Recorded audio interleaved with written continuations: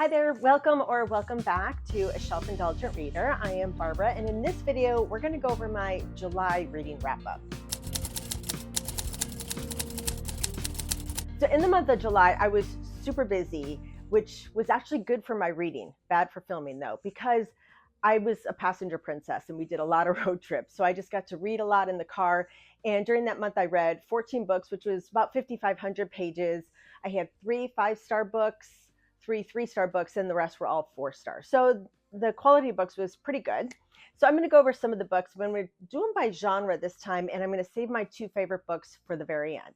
So first up, I participated in Summerween. So if you've ever followed Gabby Reads, and I'll link her below, she hosts a summer thriller, mystery, horror readathon for a week where you read, spooky books in the summertime. So it's not normally my typical genre that I read. So I got out of my comfort zone and read a lot of thriller, horror, mystery books this month. So I'm going to go over them because I actually really liked them. The first one I read was We Spread by Ian Reid. And I rated this one 4 stars. And in this book, we're following Penny. And Penny is an older woman and her life partner has passed away. And she's getting to the point where she can no longer care for herself. So years prior, she and her partner had made a plan for her to go live at this home, like a care facility, a small home with just a few people. And she moves into this home, and it's really about her and the other people living in the home and the woman who cares for them. And over time, she's kind of slowly losing her mind. And you don't know if she's actually losing her mind or if something is happening to her as a result of living in this home. So I actually read it, a couple ways. One, you can read it as a horror book that they are doing something to her, because strange things like they cut her hair and they clip her nails, and then later she finds bags of hair and nails in the basement. It's really kind of creepy. But you can also wonder if something is really happening to her mentally and cognitively, and she's kind of losing her mind. So it was a fantastic book. It was kind of a short book too, but it was one I would definitely recommend. It's 4 stars. Next up, I read Hungerstone by Kat Dunn, and I really love this. This is a Carmilla retelling, and Carmilla is a vampire story that was written prior to Dracula. And in this, we're following Lenore, and she's married to her husband, Henry, who is a steel magnate. So this is, takes place maybe early 1900s, late 1800s, I can't remember. But they've been married for 10 years. It has a very loveless marriage. It's kind of a marriage of convenience for both of them because she has status and no money. He has money and no status. So together they were married, but they have no children. And again, it's a very loveless marriage. So they are traveling to a home in the country for a hunting party. And on their way there, they come across a carriage accident, and there is a woman who was injured, and they take her back to their home to care for her. And Carmilla starts to make Lenore kind of question her relationship with Henry and question her own autonomy and things like that. And things develop, and it was really, really good. I really enjoyed this one. It was fantastic. Good for spooky season. I then read Into the Fading Twilight, and this is by Catherine Cowles. This is book 2 in the Starlight Grove. And I think I talked about book 1 in last month's reading wrap up. And Catherine Cowles writes these romance books that all have some sort of a true crime element. And in the previous book, which was Across the Vanishing Sky, we were following Brayden, who was looking for her friend who went missing while they were hiking. This book follows that missing friend, Nova, and she had been taken from a hiking trail, and she'd been missing for over a year. And Cole is the brother of the guy in this book, and he's the one who actually found her and rescued her. So he has her come and live with him. So in like an apartment above his garage. And so it's kind of forced proximity. Cole's kind of grumpy, and he has this little daughter. He's a single dad. So I really liked the writing in this book. It's not, these are never going to be 5-star books for me. I wouldn't say never, but they probably are never going to be 5-star books, but they're really good romance books if you like a little bit of a true crime element to it. So I think I rated this one 4 stars too. So I like this one. Okay, then I read Bloom by Delilah S. Dawson, and this is a sapphic horror book about Rosemary, and she meets Ash at a farmer's market. And Ash is very ethereal. She's kind of like just a sprite. She's just really adorable. And she makes cupcakes and soaps and things like this. And Rosemary is attracted to her, and she doesn't understand why, because Rosemary is not normally attracted to other women, but she has this fascination with Ash. And Ash invites her out to her farm so she can see where it is that she makes all these products, these soaps and cupcakes and things like that. And things start to go in a very interesting turn. Rosemary's very infatuated with Ash, but you almost wonder as the book goes on who's the predator and who's the prey in this relationship.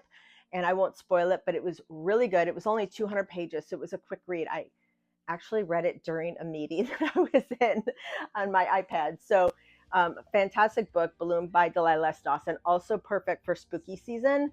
And it makes me wonder about farmers markets from now on. Then I read A Good Person by Kirsten King. And this was a fun ride. And in this, we're following Lillian, and she has this situationship with Henry. And they've been together for about 4 months. But as a reader, you can tell that it's really just a relationship for sex. But in Lillian's mind, she thinks it's a relationship. And she's wondering when he's going to take her home to meet his parents and things like that. And after a little while, he finally breaks up with Lillian. And so she and her friends get drunk, and they look up on YouTube how to put a hex on Henry. And the next day, he is dead. So now she's kind of the target of this investigation into what happened to Henry. And she is a very unreliable narrator. She is a narcissist. She believes that everything that happens to her is justified, or everything that she does, all her actions are justified. She's a very unlikable character, and it is just fascinating. And this was so much fun. It gets very mixed reviews. I wouldn't call it a comedy, but it was funny. And there were times I was literally laughing out loud. And I was also reading some parts of this, wondering if other people saw me reading it and now they're like kind of judging me, because you'll have to read it to know why. She isn't a likable person, and it was a lot of fun. So I would definitely call this more of a thriller mystery, not so much horror, but it was good. I really enjoyed this quite a bit. I think I gave this one 4 stars as well. So this is A Good Person by Kirsten King. Okay, now I'm going to switch genres. So those were my horror, thriller, mystery books, and I'm going to go into my romance books. And these, honestly, were all just palate cleansers for me, because you'll also find out I'm going to save my 2 favorite books for the end, and you're going to find out why I needed palate cleansers when I read those. But also, after reading a lot of thriller and horror, I needed some light and fluffy stuff in between all of this. So the first one I picked up was Female Fantasy. This is by Iman Harari Kia. And this is really 2 books in one. And in this, we're following Junie. And Junie loves romance books, especially this one fantasy romance book about this merman named Reich. And Reich has set the bar for how all men should treat women. And because of that, Junie never goes on more than 1 date with a guy. I mean, she'll never have a relationship because she keeps comparing them all to Reich. So then she finds out that the author actually based the character Reich on a friend that she had in real life. So now Junie knows that Reich is based on a real person. So she wants to travel to find Reich and see if she can meet him and maybe fall in love with the real person that is based on him. So her brother's best friend, Nico, goes along with her on this journey to New York. And then shenanigans ensue and things happen. But what's great about this is, like I said, it's 2 books in one. So some of the chapters are told about Junie and Nico on this trip, and the other chapters are this fantasy novel about Reich. So it's really interesting. I almost wish that the whole book about Reich was a full book as well, because it was a really interesting story. So this was Female Fantasy. I think I gave this like 3.5 stars. So I really liked it. It was cute. Good palate cleanser. Okay, so now for these other romance books, I did some rereads, again, palate cleansers. The first one is Mile High, and this is part of the Windy City series. And in this book, we're following Evan Zanders, who's a hockey player, and Stevie, who is the flight attendant on their team's plane. And a lot of people don't like this book, and they give up on the series after this one, because Evan is he's kind of a jerk. Like he is kind of a jerk. I mean, he does have a redemption arc, in the story, and he turns out to be a good guy. But it's really hard to get past it for a lot of people, so they give up on the series. But if you do, then you can't read the second one, which is The Right Move, which is just delicious. And this one covers Ryan, who is Stevie's sister, or excuse me, Stevie's brother from this book, and Indy, who's the other flight attendant. And in this one, Ryan is a basketball player, and he is just the gold standard for quiet acts of love and service. And, how he treats Indy is just a beautiful story. So if you've ever picked up this series and you didn't like the first one, I tell you to persevere and read the second one, because then the third, fourth, and fifth ones are fantastic as well. This is a 5-star romance for me. I mean, you can see how many times I've tabbed it. This is my second or third time rereading this one. And I mean, look, I only tabbed this book one time. There's probably only one beautiful moment in this book. And that's usually when I'm annotating books. I usually annotate like really beautiful love passages and things like that in conversations. So these were just palate cleansers for me. After reading all those horrors and some of the other things that I'll talk about, you'll see why I read those. Then I picked up this whole series. This is the Kane Brothers series from Megan Quinn. I read a Megan Quinn book last month for the first time. Even though I've owned these, I read Till Summer Do Us Part, and it was really funny, and it was a good romance, and it was steamy. It was a lot of fun. It was just a good, fun book. So I thought, well, I already own these. I might as well pick them up and read them. And these were okay. I mean, they were decent. The first one is A Not So Meet Cute. And in this, we're following Huxley. He's a billionaire. All the brothers are billionaires. They're real estate developers. And Lottie. And Huxley is trying to land this business deal. So he runs into this guy who has a fiance, and she's pregnant. And he's like, oh, I have a pregnant fiance too. Well, he doesn't. So Lottie at the same time is literally out walking in the streets of her neighborhood trying to find a husband, because she has to go to her high school reunion, and she worked for her high school friend who fired her, and she wants to show up with someone. And they literally bump into each other. The not so meet cute. And so they kind of have something that they each need. So she's going to pretend to be this pregnant fiance to help him land this business deal. And in return, he's going to go to her high school reunion with her. And so that's this book. I mean, it was fine. It was okay. I think it's like 3.5 stars. Then the second one in the series, this is the brother JP and Lottie's sister Kelsey. And this one's kind of more enemies to lovers, and he's a really grumpy guy, and they have to travel for work together because they do some business together. And so it's like forced proximity, grumpy sunshine, and it was okay. It was my favorite of the three, but it was still good. I think I gave it like a 3-star. But then the last one was probably my favorite of them all. And this is the youngest brother, Breaker.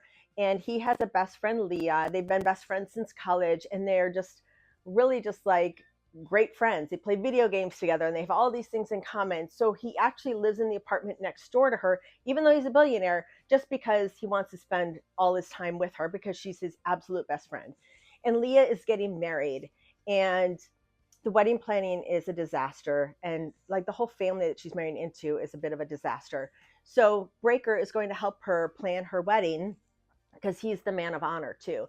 And throughout this wedding planning, he's really realizing how shitty her fiance and his family are, and also that he's really in love with her. So after all of these years of them just being best friends, he finally, convinces her that they should be together. So it was really cute. This was my favorite of the three, and I think I gave this one 4 stars. So that was the whole Kane Brothers series. I think they're all on Kindle Unlimited too, so really easy to read.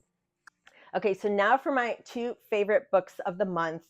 And these were both really emotional reads for me, which is why I needed these fluffy palette cleansers, because these 2 books really broke me. The first one is The Last Letter by Rebecca Yarros. And this is a contemporary romance, definitely not a rom-com at all. And in this book, we're following Beckett and Ella. And Ella's brother, Ryan, is in the military, and he's in special forces, and Beckett is in his unit. So he has Ella and Beckett write letters to one another, just pen pals. And because they're in special forces, they don't use their real names. They go by their call signs. So she just knows him as Chaos. And they're writing letters back and forth. And during this time, Ella's a single mom and she has twins. And one of the twins gets very sick. So Ryan writes his last letter, which is something you do in the military. If something ever happens to me, give this letter to someone. And he writes it to Beckett saying, if something happens to me, I want you to go back to my home in Colorado and help take care of my sister Ella and her kids. So he does. Ryan passes away in the military, and Beckett goes back to help Ella with her children and, help deal with her daughter who has cancer. And it is just a very emotional story for all of the characters involved. And it was really beautiful. I gave this one 5 stars. But this is one of those books I wouldn't recommend to a lot of people just because I don't want to hurt other people's hearts. And this one hurt my heart. So if you want something that's really emotional and deep, this is a really great book for that. So The Last Letter by Rebecca Yarros. And then the other book I read this month that was very emotional, this was also a 5-star read, is Into the Blue by Emma Brody. And in this, we're following AJ and Noah and going back to when they're teenagers, and they work together at a video store.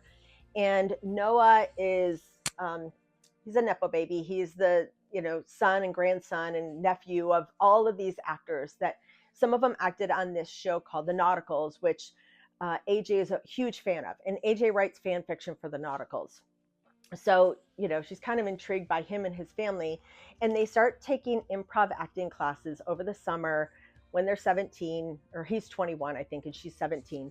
And they start to fall in love. And, a lot comes out in their acting and their improv and, about their feelings for one another.